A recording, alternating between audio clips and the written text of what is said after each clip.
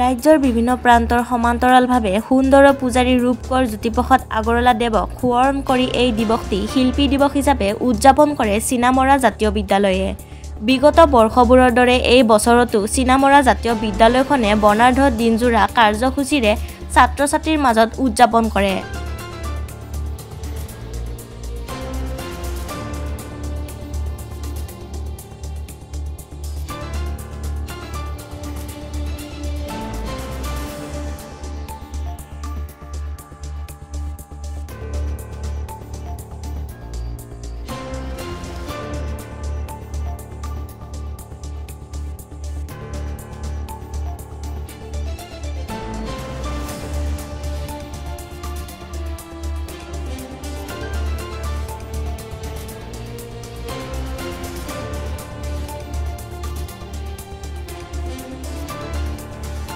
আজি মহান শিল্পী জ্যোতিপ্ৰসাদ আগৰৱালাৰ মৃত্যু তিথি।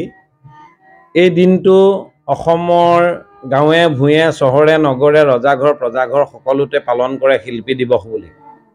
আচলতে শিল্পীময় তিনিও কালৰ অতীত বৰ্তমান আৰু অনাগত ভৱিষ্যতৰ এই যি মহান যি বাণী, সেই বাণীৰে জ্যোতিপ্ৰসাদে কৈ থৈ গৈছিল যে সকলো গান গোৱা ব্যক্তিয়ে শিল্পী নহয়।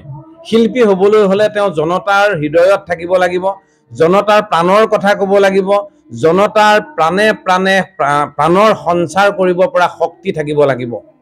যোৰহাটৰ পৰা সুমিত দাসৰ ৰিপৰ্ট, E24 লাইভ ব্ৰেকিং।